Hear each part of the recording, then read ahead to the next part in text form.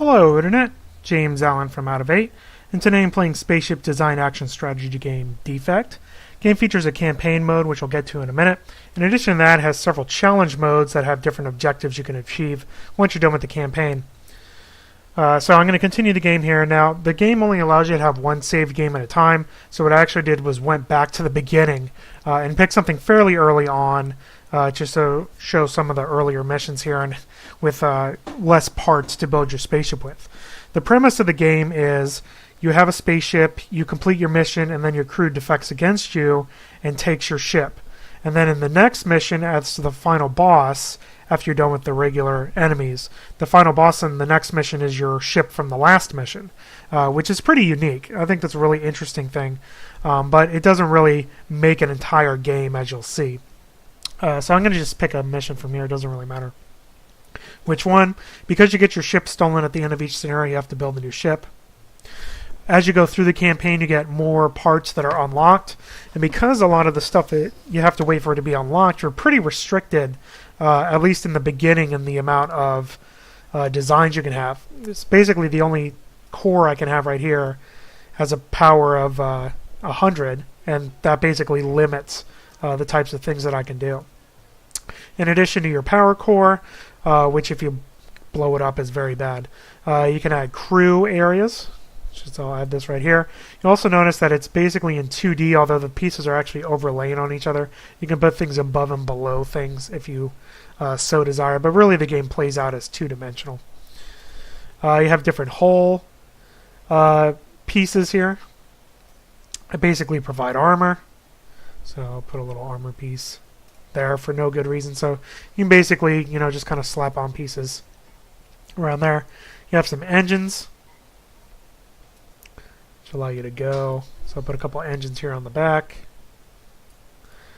And then basically you just have to power, balance how much power you have, how much crew you have available with your designs.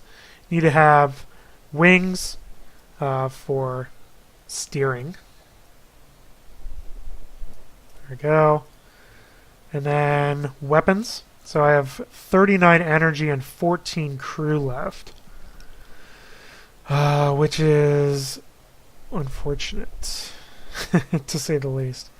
I have that guy. I don't even think I can afford... I can afford some missiles. I think I can afford one more missile bank. Oh, no, that takes up too much crew, so I can afford one missile bank. I'm going to stick this on the bottom of the ship. Not that it really matters, but there it goes. So there you go. There's my really terrible ship. You can imagine that things, once you unlock a lot of parts, can become very flexible. Of course, it takes a while to get through the campaign to where you actually have a lot of flexibility in designing your ships. And when you do your ships, because you're going to be fighting it in the next mission, you don't really want to make it super good design. You want to give it some sort of vulnerability that you can exploit later on. So we'll launch here. So that's half the game, is designing your spaceships. The other half are these missions. The missions are very linear, repetitive. There's very low replay value here.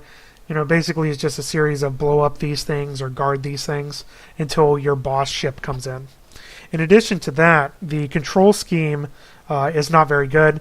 Has a very inconsistent camera control. You're supposed to be able to right-click on an enemy to automatically keep them in view, but it doesn't really work very well. It doesn't indicate whether anybody's locked on or not. So, yeah, see, and then just snaps down. Now you can use the mouse wheel to scroll around, zoom in and zoom out, but still. You have this little arrow that you use to kind of aim. Your crew will automatically fire on the enemies. So, fire on them I will. Another thing that you can do is, zoom in a little bit.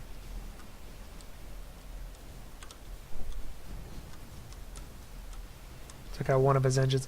And because of the, the modular nature of the spaceship design, you can actually destroy certain parts of the ship. So, there you go. That's the mission that I just failed. What else was I supposed to do? I don't know. So, there you go. Let's just do this one.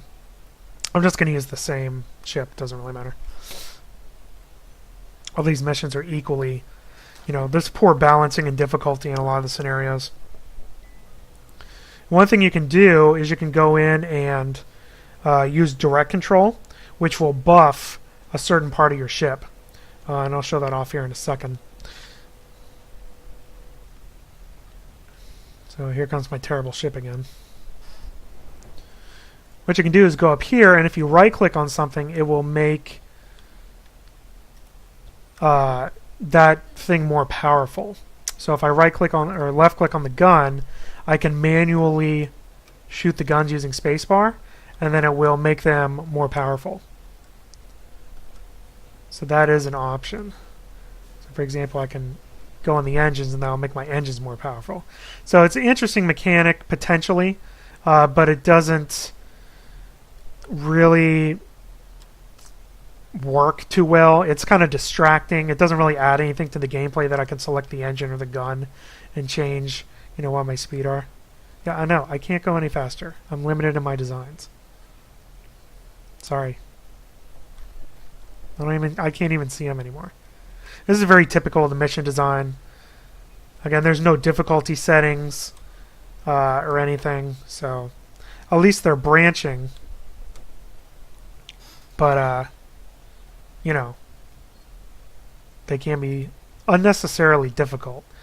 Game would have benefited a lot more if there was a sandbox mode or an open world mode where things are a little bit more randomly generated instead of these scripted missions that are present in the campaign. I'll just show off this last one here. That's where the save spot is. AI plays pretty good, but I think it's because they're mostly scripted in each scenario.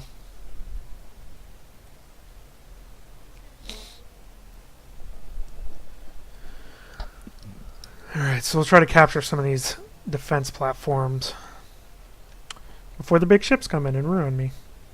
Again, it's your really tiny ship up against these really big ships. And you don't encounter your ship from the last mission until you've completed... too far.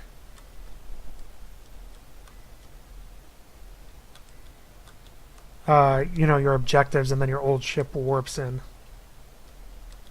at the very end.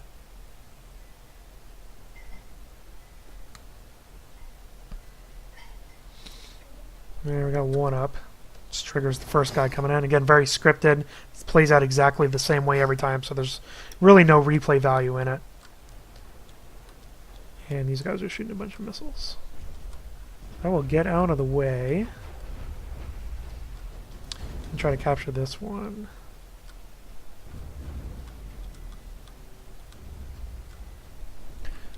Really just want to kind of capture all these and let the turrets take care of the ships for me.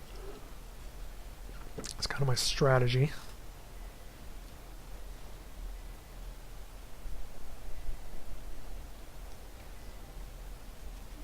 Okay, two down, here they come. Get out of the way!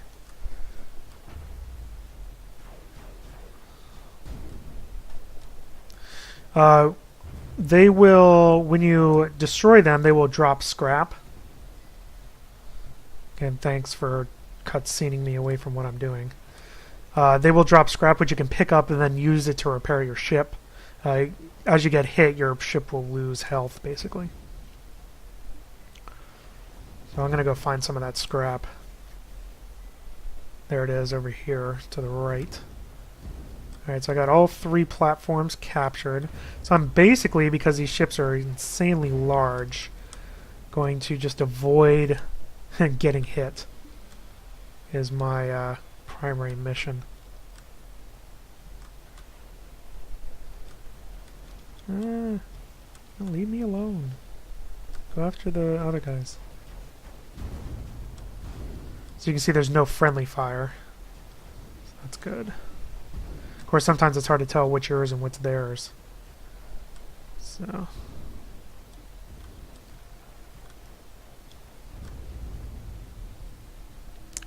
big guns are useful.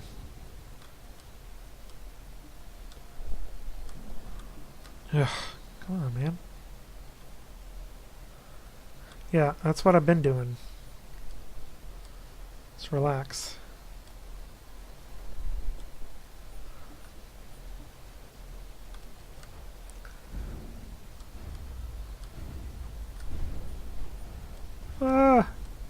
Alright. So you can see how if I take direct control of the wings, I turn a lot faster. See that? So that's basically what direct control does. You can pick one thing you can directly control, and it will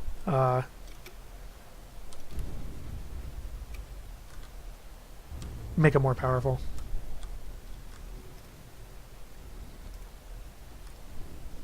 Big explosion.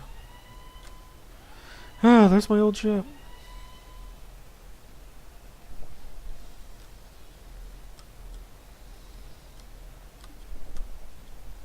Yes, please, go towards my turrets. Ooh. Well, that was bad. There you go. So it was my old ship, but with some really powerful people. But there you go, you get the idea. So I basically failed 3 missions in a row for you. So there you go, that is Defect. Like I said, the campaign, I don't really like it because the missions are too scripted. They're very linear, low replay value. There's only one save file, so you can't even have more than one person playing the campaign at the same time. The ship design is actually fairly interesting. You can pretty freely attach things as long as they're touching to each other. They don't have to have like attach points that you use. So that's interesting. You are very restricted early on in the campaign based on what is arbitrarily locked for you. And you still have to face all these really powerful enemies even before you take on your old ship. The controls has very inconsistent camera. The crew automatically fires weapons, but you can take direct control to buff their abilities. It's kind of a mechanic that doesn't really work too well. And the missions, like I said, are just very linear. Games similar to this, Captain Forever, which I reviewed not too long ago, does this kind of concept better, where because it has procedural enemies, so it's different every time. So even if you lose, you'll be encountering different things with different strategies every time you come through the game, instead of encountering the same ships and then you're one different ship from last level at the very last end of it. So while this does have a very novel concept, one novel concept does not a game make. So it's a game that is honestly sometimes frustrating to play due to the controls and has very low replay value due to the structure of the campaign. That's all I have for today. Until next time, bye now.